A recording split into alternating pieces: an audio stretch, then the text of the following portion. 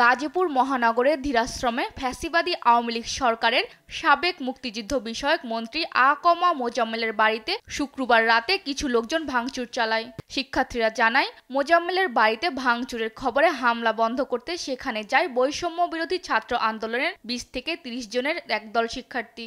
এ সময় আওয়ামী নেতারা মসজিদের মাইকে ডাকাত পড়েছে বলে ঘোষণা দিয়ে স্থানীয়দের নিয়ে ছাত্রদের উপর হামলা চালায়।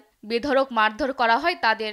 আর অধিকাংশরই হাত পা ভেঙে অবস্থা খুব বাজে বানিয়ে ফেলছে এবং এগুলো চিহ্নিত ছাত্রলীগ এবং তারা ফেসবুকে সহ বিভিন্ন জায়গায় ওপেনলি উল্লাস করতেছে।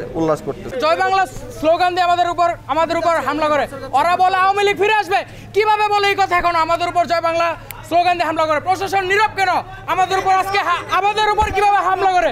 আমাদের ভাই কত রক্ত দিবে, আর কত রক্ত দিয়ে আমরা দেশ স্বাধীন করছি। খবর পেয়ে ঘটনাস্থলে গিয়ে পরিস্থিতি নিয়ন্ত্রণে আনে আইন শৃঙ্খলা বাহিনীর সদস্যরা। এ সময় গুরুতর আহত ২০ জনকে উদ্ধার করে গাজীপুর শহীদ তাজউদ্দিন আহমেদ মেডিকেল কলেজ হাসপাতালে পাঠানো হয়। এদের মধ্যে আশঙ্কাজনক ৫ জনকে ঢাকা মেডিকেলে পাঠানো হয়। রাত ৩:৩০টায় আহতদের দেখতে হাসপাতালে ছুটে আসেন বৈষম্য বিরোধী ছাত্র আন্দোলনের কেন্দ্রীয় সমন্বয়ক হাসনাত আবদুল্লাহ ও সার্জিস আলম। পরে গাজীপুরের আওয়ামী সন্ত্রাসীদের আজই শেষ দিন বলে হুঁশিয়ারি দিয়ে নিজ ফেসবুকে পোস্ট দেন।